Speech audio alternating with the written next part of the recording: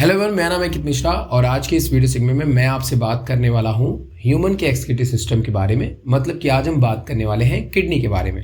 अगर हम यहाँ पे किडनी के बारे में आपसे बात करें तो ह्यूमन की किडनी एक काफ़ी कॉम्प्लेक्स स्ट्रक्चर होती है, लेकिन उसके बारे में उतनी डिटेल में बात करने जाऊँ तो आइए पहले हम छोटी सी कुछ बातों को जान लेते हैं। जैसा कि आप सब जानते हैं कि ह्यूमन अपने जो भी वेस्ट प्रोडक्ट यूरिया को बाहर निकालता है, ब्लड से फिल्टर करता है या ब्लड से बाहर निकालता है, उसके लिए उसको मदद पड़ती है किडनी की।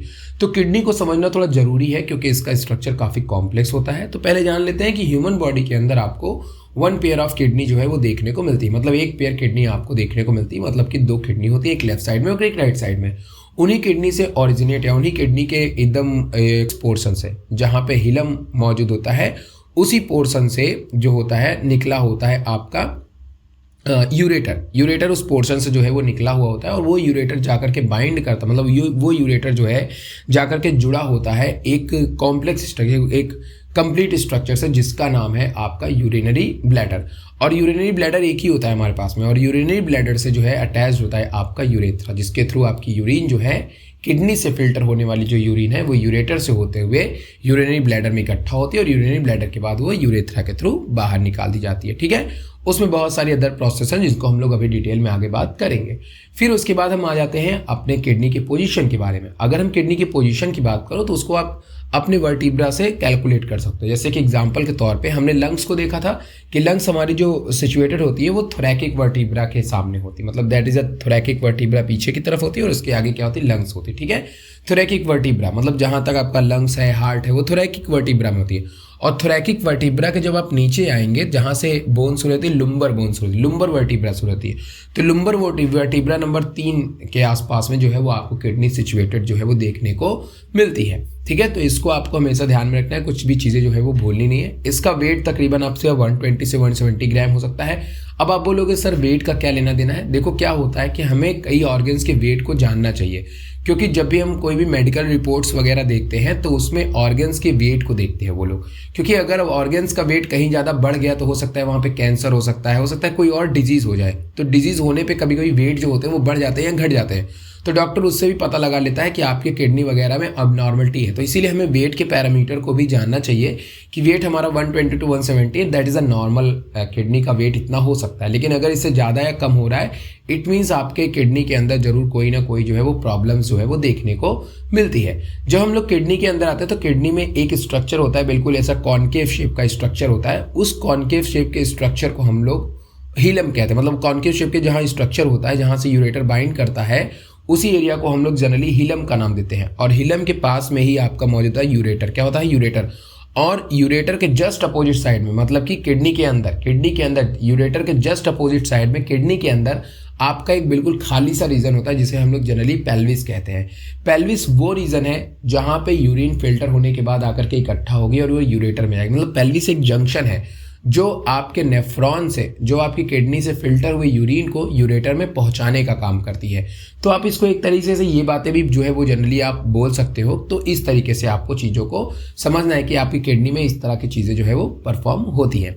अब हम आते हैं किडनी के थोड़े इंटरनल स्ट्रक्चर के बारे में आपसे बात करने वाले हैं। देखिए क्या होता है, जब आप किडनी को देखते हो तो किडनी के इंटरनल स्ट्रक्चर्स में आपको जो है एक पहले तो किनारे किनारे का पूरा स्ट्रक्चर देखने में, मतलब किडनी को जब आप देखते हो तो किडनी के जो किनारे किनारे का पोर्शन होता है वहाँ अंदर, मतलब किडनी के अंदर एक किनारे, मतलब जो पेरीफेरी में जो पोर्शन होता है उसे जनरली हम लोग कैलिक्स का नाम देते हैं। किसका नाम देते हैं? सॉरी, कॉर्टेक्स का नाम देते हैं। किसका नाम देते हैं?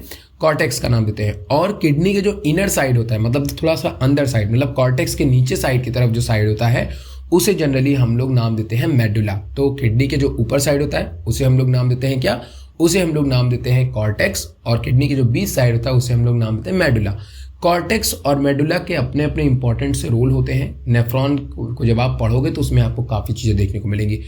अब किडनी के अंदर जो भी ब्लड वेसल आता है, तो जब किडनी में कोई ब्लड वेसल आता है ना, तो वो आता है आर्टरी के फॉर्म में। और किडनी के अंदर आने वाली आर्टरी को हम लोग जनरली रेनल आर्टरी कहते हैं, क्योंकि किडनी का दूसरा नाम हम रेनल भी बोल सकते हैं। ठीक है, तो किडनी के अंदर अगर कोई आर्टरी आ रही तो वो रेनल आर्टरी है, और वो रेनल आर्टरी जब आपके कॉर्टेक्स रीजन में पहुंचती है तो वो आर्ट्रियोल में कन्वर्ट हो जाती है, और आर्ट्रियोल के बाद में जब वो नेफ्रॉन के अंदर पहुंचती है, नेफ्रॉन क्या होता है उसके बारे में डिटेल में बात करेंगे, तो वो कैपिलरी में कन्वर्ट होती है। तो ध्यान रखिएगा कि बिल्कुल यहाँ पे एक आपको बेसिक सा एग्जाम्पल देखने को मिलता है। आप जितने ज़्यादा छोटे स्ट्रक्चर के अंदर घुसते जाएंगे, कैपिलरी की जो ब्लड वेसल्स है उनकी साइज भी छोटी होती चली जाएगी। मतलब जब किडनी एक बड़ा स्ट्रक्चर था तो जब उसके अंदर कोई ब्लड वेसल आई तो वो ब्लड वेसल क्या थी, वो आपकी रेनल आर्टरी थी। लेकिन जब वो थोड़ा सा किडनी के अंदर गई और छोटी छोटी सेल्स के पास जाना था तो वो बदल गई आर्ट्रियोल में, और आर्ट्रियोल के बाद किस में बदल गई, तब वो बदल गई आपकी कैपिलरी में।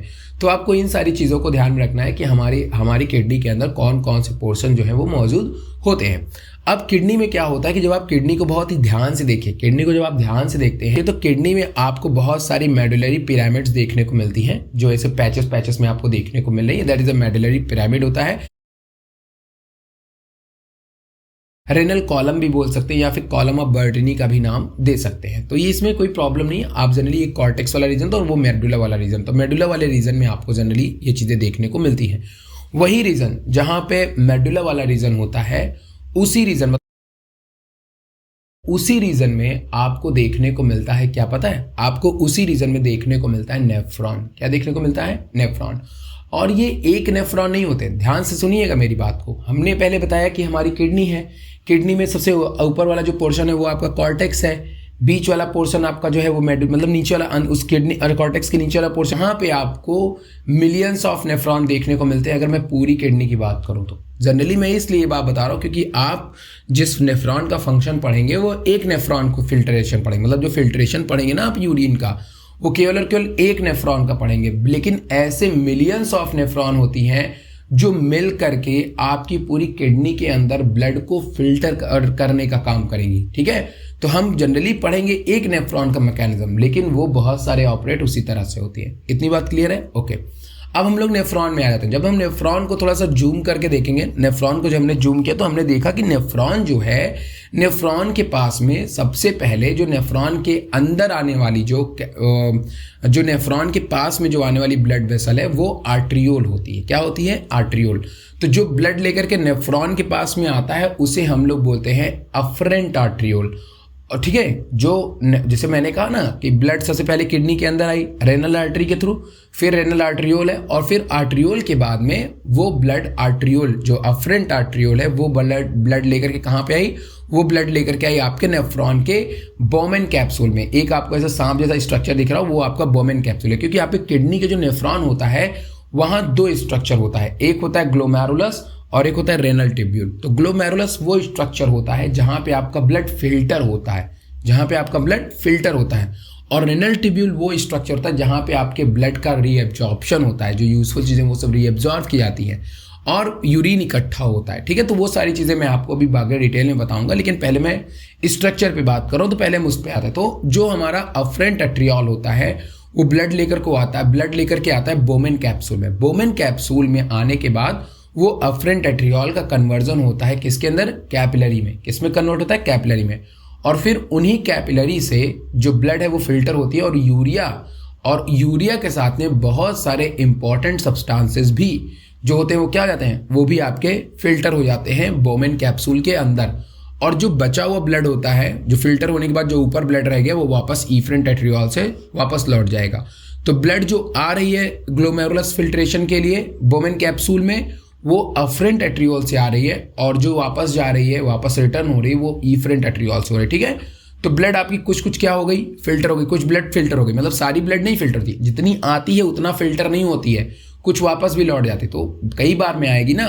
तो यहाँ पे ब्लड आया, थोड़ा सा ब्लड का अमाउंट फिल्टर हो गया, ब्लड इसी पार रह गई, लेकिन यूरिया वगैरह जो इंपॉर्टेंट सब्सटेंसेस कुछ हैं वो फिल्टर हो गए।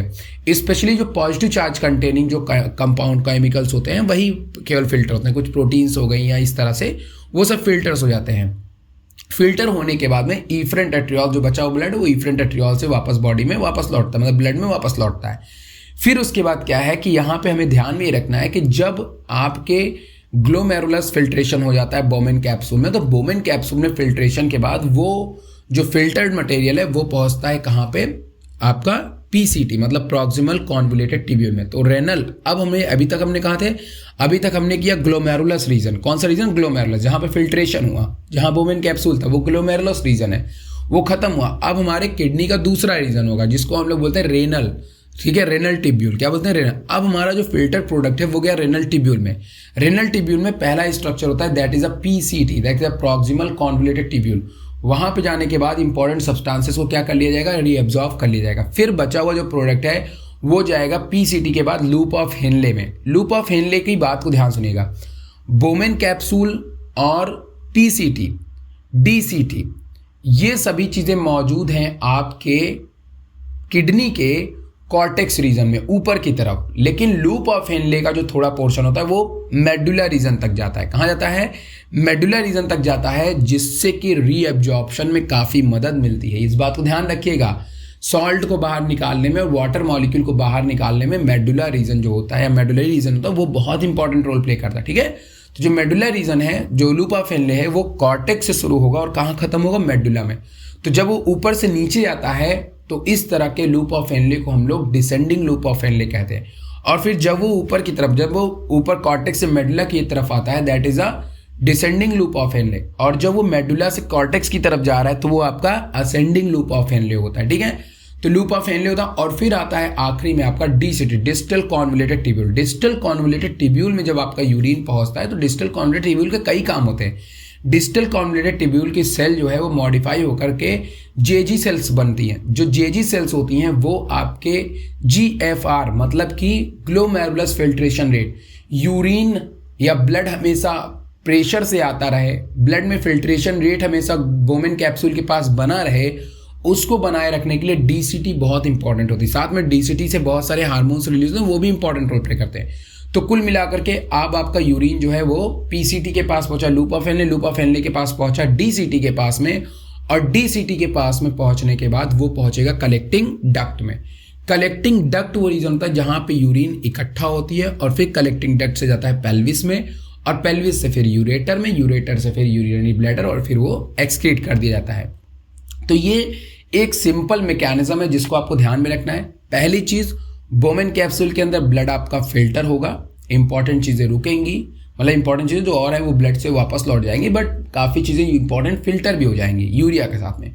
उसको PCT रीअब्जॉर्ब करेगा, वहां सिक्रीशन होगा, रीअब्जॉर्प्शन होगा, और फिर पहुंचेगा लूप ऑफ हेनले में। लूप ऑफ हेनले के बाद DCT में मतलब डिस्टल कॉन्वोल्यूटेड ट्यूब्यूल, और फिर कलेक्टिंग डक्ट। कलेक्टिंग डक्ट से यूरिन पहुंचेगा पेल्विस, पेल्विस से यूरिनरी ब्लैडर, और यूरिनरी ब्लैडर से पेल्विस से यूरेटर, और यूरेटर से यूरिनरी ब्लैडर, और फिर वहां से होते हुए वो यूरेथ्रा के थ्रू बाहर कर दिया जाएगा। तो ये बहुत सिंपल मैकेनिज्म मैंने आपको अभी के लिए जो है वो बताया है। तो आप इसको ध्यान से देखिएगा, पढ़िएगा इस वीडियो को, 3D में डायग्राम को दिखाने की कोशिश की जाएगी। तब तक ले बाय बाय, ख्याल रखिएगा।